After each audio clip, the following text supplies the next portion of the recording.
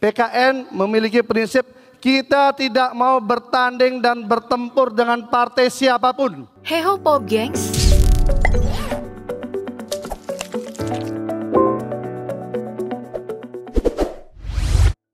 Ku rela pergi pagi pulang pagi hanya untuk mengais rezeki. Ih. Siapa sih yang gak kenal sama lagu Armada ini? Ku rela pergi pagi pulang pagi. Tapi kalau Partai Kebangkitan Nusantara, kamu pada kenal gak?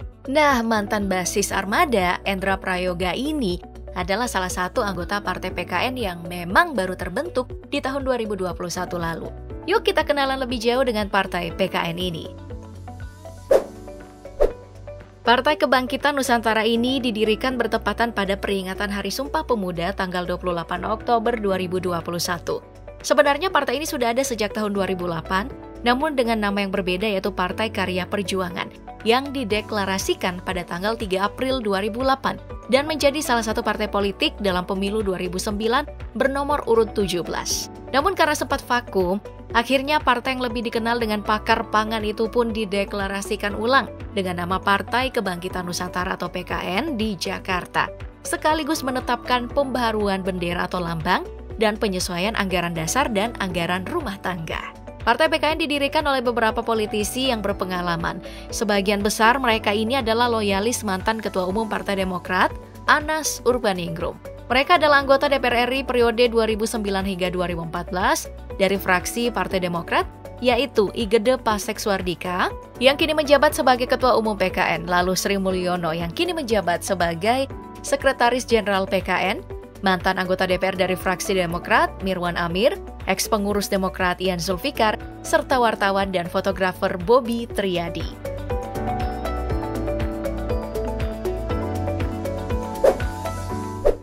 Ideologi Partai Kebangkitan Nusantara ini berlandaskan pada filosofi nasional resmi Indonesia, yaitu Pancasila. Visi Partai Kebangkitan Nusantara adalah terwujudnya bangsa Indonesia yang bersatu, berdaulat, adil, dan makmur dengan berwawasan Nusantara. Sedangkan misinya terbagi dalam 9 poin, yaitu yang pertama, mewujudkan pemerintahan yang bersih dan berwibawa melalui penyelenggaraan negara yang demokratis, transparan dan akuntabel dengan senantiasa berdasar pada Pancasila dan Undang-Undang Dasar Negara Republik Indonesia 1945. Lalu yang kedua, melahirkan pemimpin yang bertakwa, jujur, berani, tegas, aspiratif, dan berkemampuan dalam menjalankan tugas serta berwawasan Nusantara. Ketiga, menegakkan hak dan kewajiban asasi manusia dan supremasi hukum yang sesuai dengan Pancasila dan Undang-Undang Dasar Negara Republik Indonesia tahun 1945 untuk mewujudkan keadilan dan kepastian hukum guna melindungi kehidupan rakyat, bangsa, dan negara. Membangun sumber daya manusia yang berakhlak mulia, sehat, cerdas, terampil, dan berwawasan nasional, serta berintegritas. Lalu yang kelima, memberikan kesempatan yang sama dan seluas-luasnya kepada kaum perempuan, generasi muda, dan disabilitas pada posisi taktis strategis untuk berperan aktif dalam pembangunan bangsa. Keenam, menumbuh kembangkan nilai-nilai positif kenusantaraan sebagai bagian dari memperkokoh jati diri dan kepercayaan diri bangsa. Ketujuh, membangun sistem perekonomian nasional dan berkeadilan, berwawasan lingkungan dan berorientasi pada penguatan ekonomi kerakyatan dengan memanfaatkan dan mengembangkan sumber daya alam secara tepat guna dan berdaya guna serta membuka kesempatan berusaha dan lapangan kerja yang seluas-luasnya untuk meningkatkan pendapatan dan kesejahteraan rakyat. Kedelapan, mencegah korupsi, kolusi, dan nepotisme secara total dalam rangka mewujudkan Indonesia yang maju, mandiri, dan bermartabat.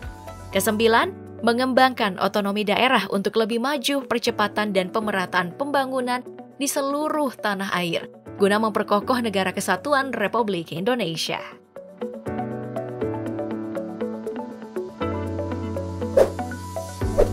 Kita lanjut ke lambang Partai Kebangkitan Nusantara. Di bagian tengah itu berbentuk lingkaran dengan di dalamnya terdapat gambar burung Garuda berbulu merah dan berparuh putih, dilingkari bintang berjumlah 5, berwarna dasar hijau dan putih, dengan tulisan melingkar berupa Partai Kebangkitan Nusantara. Dengan dilatar belakangi bendera segi empat berwarna merah berjumlah 5 dan berwarna putih berjumlah 4 dalam posisi horizontal yang disebut sebagai Sangsaka Getih Getah Samudra, Sangsaka Gula Kelapa. Lingkaran sebagai simbol kebulatan tekad dalam mengabdi untuk masyarakat, bangsa, dan negara. Kemudian burung Garuda sebagai simbol keperkasaan, kesetiaan, dan pengayoman. Bintang berjumlah 5 itu sebagai simbol 5 perjuangan dasar dan hakiki berdasarkan Pancasila. Sedangkan tulisan Partai Kebangkitan Nusantara atau PKN sebagai nama dari partai yang bertekad untuk membangkitkan lagi kejayaan bumi Nusantara menuju Indonesia unggul. Lambangnya itu terdiri dari warna merah, putih, hitam, dan hijau. Warna merah bermakna keberanian, keteguhan dalam menghadapi berbagai tantangan. Kemudian warna putih bermakna kesucian, ketulusan dalam mengemban amanah menjaga bumi pertiwi. Warna hitam bermakna keabadian, ketegasan, konsisten dalam perjuangan mewujudkan Indonesia yang bersatu, berdaulat, adil, dan makmur. Dan warna hijau bermakna kesejukan, ketekunan, dan kesabaran dalam mewujudkan cita-cita bangsa. Secara keseluruhan, arti lambang ini adalah bertekad bulat dengan semangat, kegigihan, dan kegagahan Garuda Pancasila untuk membangkitkan kembali kejayaan dan keunggulan Nusantara di masa kini dan yang akan datang. Seperti zaman keunggulan Indonesia di masa lampau, demi tercapainya masa depan Indonesia yang lebih baik.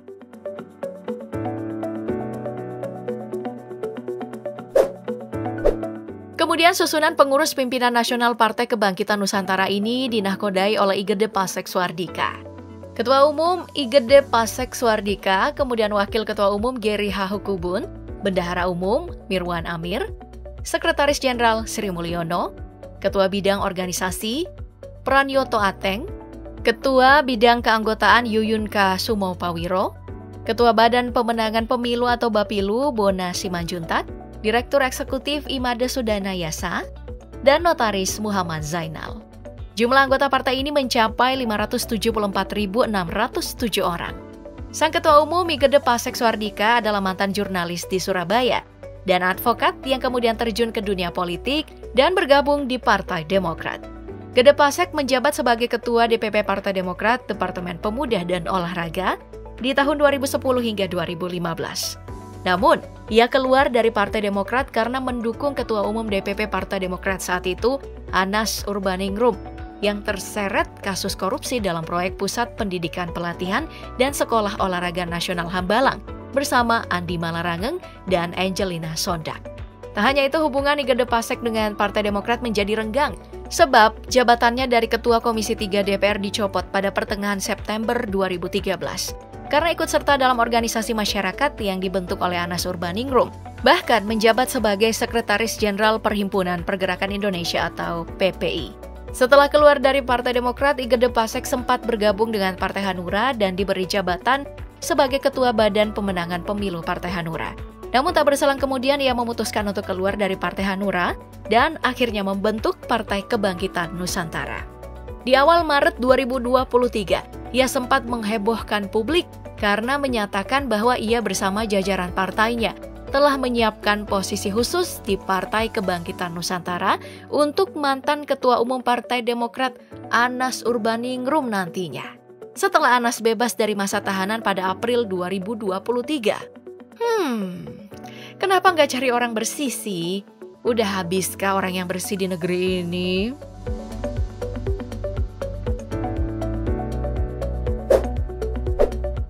Saat pengundian nomor urut partai politik pada tanggal 14 Desember 2022 lalu, Partai Kebangkitan Nusantara mendapatkan nomor urut 9 untuk pemilu 2024. Mari kita lihat bersama kemana nasib akan membawa partai baru ini. Apakah bisa mencapai ambang batas parlemen sebesar 4% sesuai yang ditetapkan oleh Undang-Undang Nomor 7 Tahun 2017? Meski partainya merupakan parpol baru yang hanya ingin meramaikan gelaran pemilu 2024, tapi Igede Pasek Suardika juga sangat optimis partainya bisa menembus parliamentary threshold atau ambang batas parlemen 4%.